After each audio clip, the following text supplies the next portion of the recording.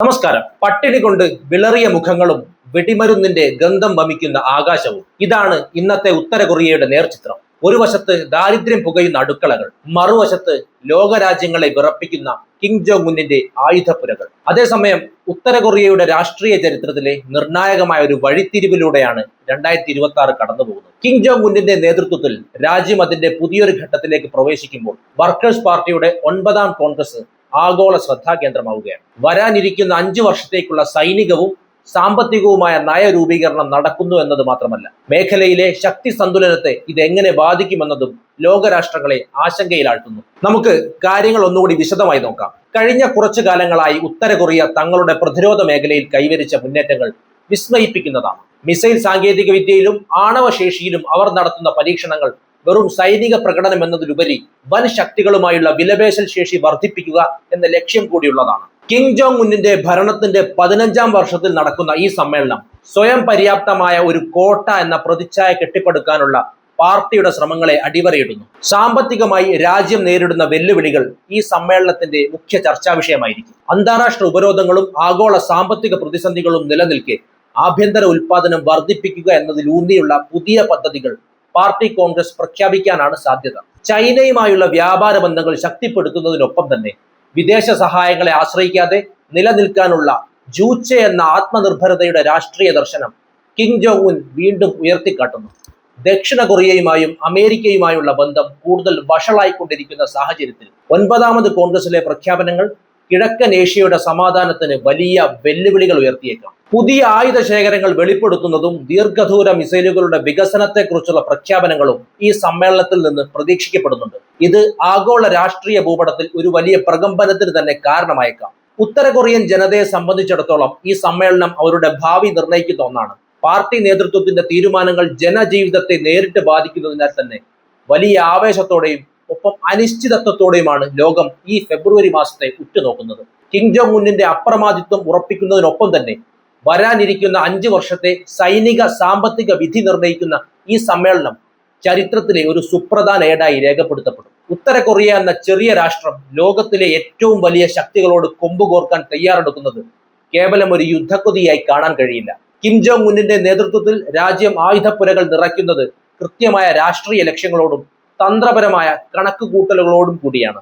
സ്വയം സുരക്ഷിതത്വം ഉറപ്പാക്കുക എന്നതിനപ്പുറം അന്താരാഷ്ട്ര തലത്തിൽ ഒരു നിർണായക ശക്തിയായി അംഗീകരിക്കപ്പെടുക എന്ന വാശിയാണ് ഇതിന് പിന്നിലെ പ്രധാന ചാലകശക്തി. ഉത്തര കൊറിയയുടെ ആയുധ പരീക്ഷണങ്ങൾക്ക് പിന്നിലെ ഏറ്റവും വലിയ കാരണം തങ്ങളുടെ ഭരണകൂടത്തിന്റെ നിലനിൽപ്പ് തന്നെയാണ്. ലിബിയയിലെയും ഇറാഖിലെയും ഭരണാധികാരികളുടെ പതനം മുൻനിർത്തി ഒരു രാഷ്ട്രത്തിന് ശക്തമായ ആണവായുധങ്ങൾ ഇല്ലെങ്കിൽ അത് അധിനിവേശത്തിന് ഇരയാകുമെന്ന് കിം ജോങ് ഉൻ വിശ്വസിക്കുന്നു. അമേരിക്കയും ദക്ഷിണ കൊറിയയും ചേർന്ന് നടത്തുന്ന സൈനികാഭ്യാസങ്ങളെ തങ്ങൾക്കെതിരെയുള്ള യുദ്ധത്തിനുള്ള തയ്യാറെടുപ്പായിട്ടാണ് ഉത്തര കൊറിയ കാണുന്നത്. ഇതിനെ പ്രതിരോധിക്കാൻ ആധുനികമായ ബാലിസ്റ്റിക് മിസൈലുകളും ഹൈപ്പർസോണിക് ആയുധങ്ങളും അത്യാവശ്യമാണെന്ന് അവർ കരുതുന്നു. ആഗോള രാഷ്ട്രീയ ഭൂപടത്തിൽ തങ്ങളുടെ വിലപേശൽ ശേഷി വർദ്ധിപ്പിക്കുക എന്നതാണ് മറ്റൊരു ലക്ഷ്യം. സാമ്പത്തിക ഉപരോധങ്ങൾ മൂലം ശ്വാസം മുട്ടുന്ന രാജ്യം ആയുധശേഷി പ്രകടിപ്പിക്കുന്നതിലൂടെ അന്താരാഷ്ട്ര സമൂഹത്തെ ചർച്ചാമേശയിലേക്ക് എത്തിക്കാൻ ശ്രമിക്കുന്നു. അമേരിക്കയെ പോലുള്ള ശക്തികൾ തങ്ങളെ ഒരു ആണവ ശക്തിയായി അംഗീകരിക്കുകയും തങ്ങൾക്ക് അനുകൂലമായ രീതിയിൽ ഉപരോധങ്ങൾ നീക്കുകയും വേണമെന്നതാണ് കിമ്മിന്റെ രാഷ്ട്രീയ തന്ത്രം. ഇതിനായി ദീർഘദൂര മിസൈലുകളുടെ പരീക്ഷണങ്ങൾ ഒരു സമ്മർദ്ദ തന്ത്രമായി അദ്ദേഹം ഉപയോഗിക്കുന്നു. കൂടാതെ ആഭ്യന്തരമായി ജനങ്ങൾക്കിടയിൽ തന്റെ അധികാരം ഉറപ്പിക്കാനും ഈ പടയൊരുക്കം സഹായിക്കുന്നുണ്ട്. രാജ്യത്തിന്റെ സാമ്പത്തിക പിന്നോക്കാവസ്ഥക്കിടയിലും സൈനികമായി തങ്ങൾ ലോകോത്തരമാണെന്ന ബോധം ജനങ്ങളിൽ വളർത്തുന്നത് കിം ഭരണകൂടത്തിന് ഗുണകരമാണ്. ആധുനികമായ അന്തർവാഹിനികളും ചാര ഉപഗ്രഹങ്ങളും വികസിപ്പിക്കുന്നതിലൂടെ തങ്ങൾ ആർക്കും കീഴടങ്ങില്ല എന്ന സന്ദേശമാണ് അദ്ദേഹം നൽകുന്നത്. ചുരുക്കത്തിൽ കിമ്മിന്റെ ആയുധപ്പുര നിറയ്ക്കൽ എന്നത് വെറും ഒരു സൈനിക നീക്കമല്ല, മറിച്ച് അതിജീവനത്തിനും രാഷ്ട്രീയ മേധാവിത്വത്തിനും വേണ്ടിയുള്ള അതിസങ്കീർണമായ ഒരു ചതുരംഗ കളിയാണ്. ഉത്തര കൊറിയയുടെ ആയുധ പ്രകടനങ്ങൾ കിഴക്കൻ ഏഷ്യയുടെ സമാധാന അന്തരീക്ഷത്തിൽ കടുത്ത നിഴൽ വീഴ്ത്തുന്നുമുണ്ട്. ദക്ഷിണ കൊറിയ, ജപ്പാൻ, അമേരിക്ക എന്നീ രാജ്യങ്ങൾ ഉൾപ്പെടുന്ന ഒരു വലിയ സഖ്യത്തെയാണ് കിം ജോങ് ഉന്നിന്റെ നീക്കങ്ങൾ നേരിട്ട് ബാധിക്കുന്നത്. ദക്ഷിണ കൊറിയയുമായുള്ള സമാധാന ചർച്ചകൾ പൂർണ്ണമായും നിലയ്ക്കുകയും അതിർത്തി പങ്കിടുന്ന സൈനിക രഹിത മേഖലയിൽ പിരിമുറുക്കം വർദ്ധിക്കുകയും ചെയ്തത് യുദ്ധഭീതി പടർത്തുന്നു.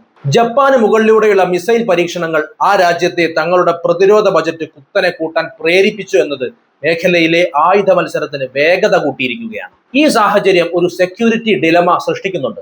ഉത്തര കൊറിയ തങ്ങളുടെ സുരക്ഷയ്ക്കായി ആയുധങ്ങൾ വർദ്ധിപ്പിക്കുമ്പോൾ അത് ഭീഷണിയായി കാണുന്ന അയൽ രാജ്യങ്ങൾ കൂടുതൽ ആയുധങ്ങൾ ശേഖരിക്കുന്നു. ഇത് സ്വാഭാവികമായും ഉത്തര കൊറിയയെ വീണ്ടും പ്രകോപിപ്പിക്കുന്നു.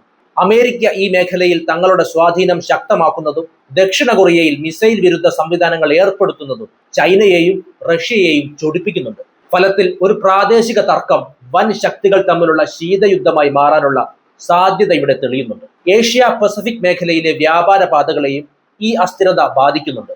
ലോക സമ്പദ് വ്യവസ്ഥയുടെ പ്രധാന നാഡീഞരമ്പുകളിൽ ഒന്നായ ഈ മേഖലയിൽ ഒരു ചെറിയ സൈനിക നീക്കം പോലും ആഗോള വിപണിയിൽ വലിയ തകർച്ചയുണ്ടാക്കും. ഉത്തര കൊറിയ തങ്ങളുടെ 9ാം പാർട്ടി കോൺഗ്രസിലൂടെ പ്രഖ്യാപിക്കുന്ന പുതിയ സൈനിക നയങ്ങൾ ഈ പ്രതിസന്ധിയെ എത്രത്തോളം രൂക്ഷമാക്കുമെന്ന് വരും മാസങ്ങളിൽ കൂടുതൽ വ്യക്തമാകും. സമാധാനപരമായ ചർച്ചകൾക്ക് പകരം ആയുധബലം കൊണ്ടുള്ള മാറ്റുരയ്ക്കലുകൾ തുടരുന്നത് ഏഷ്യൻ മേഖലയെ ഒരു അഗ്നിപർവ്വതത്തിന് മുകളിലെന്ന പോലെ അപകടകരമായ അവസ്ഥയിൽ എത്തിച്ചിരിക്കുകയാണ്. ഒരു വശത്ത് പട്ടിണിയും പരിവട്ടവും കൊണ്ട് വീർപ്പുമുട്ടുന്ന ജനത, മറുഭാഗത്ത് ലോകത്തെ മുൾമുനയിൽ നിർത്തുന്ന അത്യാധുനിക ആയുധങ്ങളുടെ പരേഡ്.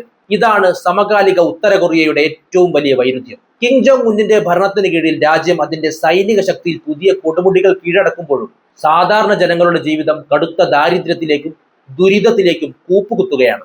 ഭരണാധികാരിയെ സംബന്ധിച്ചിടത്തോളം ജനക്ഷേമത്തെക്കാൾ പ്രധാനം തന്റെ സിംഹാസനത്തിന്റെ ഭദ്രതയും ലോകത്തിനു മുന്നിൽ താൻ ഒരു അജയ്യനാണെന്ന ബോധ്യപ്പെടുത്തലുമാണ്. ആയുധങ്ങളോടുള്ള ഈ ഭ്രാന്തമായ അഭിനിവേശം ഒരു ജനതയുടെ അടിസ്ഥാന ആവശ്യങ്ങളെ എങ്ങനെ ബലി കഴിക്കുന്നു എന്നത് അന്താരാഷ്ട്ര സമൂഹം വലിയ ആശങ്കയോടെയാണ് നോക്കിക്കാണുന്നത്. ഭക്ഷ്യക്ഷാമം ഉത്തര കൊറിയയിൽ ഒരു പുതിയ കാര്യമല്ലെങ്കിലും അടുത്ത കാലത്തായി അത് അതിരൂക്ഷമായി തുടരുകയാണ്. ഐക്യരാഷ്ട്രസഭയുടെ റിപ്പോർട്ടുകൾ പ്രകാരം രാജ്യത്തെ ഭൂരിഭാഗം ജനങ്ങളും പോഷകാഹാര കുറവ് നേരിടുന്നുണ്ട്. കൃഷിനാശവും അന്താരാഷ്ട്ര ഉപരോധങ്ങളും മൂലം വിപണിയിൽ സാധനങ്ങളുടെ വില കുതിച്ചുയരുമ്പോൾ ഒരു നേരം ആഹാരം കഴിക്കാൻ പോലും വകയില്ലാത്ത അവസ്ഥയിലാണ് സാധാരണക്കാർ. എന്നാൽ ഈ ദാരിദ്ര്യത്തിനിടയിലും കോടിക്കണക്കിന് ഡോളറാണ് മിസൈൽ പരീക്ഷണങ്ങൾക്കായി രാജ്യം ചെലവിടുന്നത്. ഒരൊറ്റ ഭൂഖണ്ഡാന്തര ബാലിസ്റ്റിക് മിസൈൽ പരീക്ഷണത്തിന് ചെലവാക്കുന്ന തുകയുണ്ടെങ്കിൽ രാജ്യത്തെ ജനങ്ങളുടെ മാസങ്ങളായുള്ള പട്ടിണി മാറ്റാൻ കഴിയുമെന്നതാണ് മറ്റൊരു വസ്തുത. പക്ഷേ കിം ജോങ് ഉന്നിന്റെ മുൻഗണനകളിൽ അരിയും ഗോതമ്പും 2ാം സ്ഥാനത്താണ്. അവിടെ 1ാം സ്ഥാനം എപ്പോഴും പ്ലൂട്ടോണിയത്തിനും യുറേനിയത്തിനുമാണ്.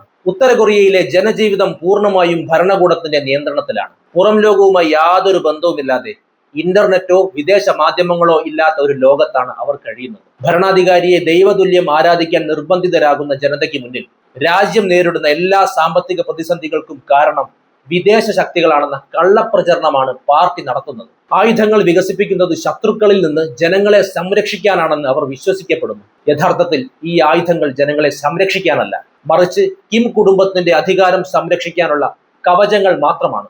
സൈനിക ശക്തി പ്രദർശിപ്പിക്കുന്നതിലൂടെ ആഭ്യന്തരമായി ജനങ്ങളിൽ ദേശീയബോധം കുത്തി നിറയ്ക്കാനും ഭരണകൂടത്തിനെതിരെയുള്ള പ്രതിഷേധങ്ങൾ ഇല്ലാതാക്കാനും കിമ്മിന് സാധിക്കുന്നു. വിദ്യാഭ്യാസവും ആരോഗ്യവും പാടെ അവഗണിക്കപ്പെടുമ്പോഴും സൈനിക വിദ്യാലയങ്ങളും ഗവേഷണ കേന്ദ്രങ്ങളും അത്യാധുനിക സൗകര്യങ്ങളോടെ പ്രവർത്തിക്കുന്നു. രാജ്യത്തെ ഏറ്റവും ബുദ്ധിശാലികളായ യുവാക്കളെ സൈനിക ആവശ്യങ്ങൾക്കായി മാറ്റിവെച്ചിരിക്കുകയാണ്. സാധാരണ ജനങ്ങൾ പഴയ കാലത്തെ പോലെ കാളവണ്ടികളെ ആശ്രയിക്കുമ്പോൾ സൈന്യം അത്യാധുനിക മിസൈൽ വാഹിനികളുമായി നിരത്തുകളിൽ പായുന്നു. ഈ സാമ്പത്തിക അന്തരം ഉത്തര കൊറിയൻ സമൂഹത്തിനുള്ളിൽ നിശബ്ദമായ അസ്വസ്ഥതകൾ ഉണ്ടാക്കുന്നുണ്ടെങ്കിലും കടുത്ത ശിക്ഷാ നടപടികളും തടങ്കൽ പാളയങ്ങളും ഭയന്ന് ആരും പുറത്തു പറയുന്നില്ല. ആയുധപ്പുരകൾ നിറയുന്നത് ഭരണാധികാരിയുടെ ആത്മവിശ്വാസം വർദ്ധിപ്പിക്കുന്നുണ്ടാകാം, പക്ഷേ അത് പട്ടിണി കിടക്കുന്ന ഒരു ജനതയുടെ കണ്ണുനീരിൽ തീർത്തതാണെന്ന് വിസ്മരിക്കാൻ കഴിയില്ല. വിഷയവുമായി ബന്ധപ്പെട്ട നിങ്ങളുടെ അഭിപ്രായങ്ങൾ കമന്റ് ചെയ്യൂ. മറ്റൊരു വിഷയവുമായി വീണ്ടും കാണാം. നന്ദി.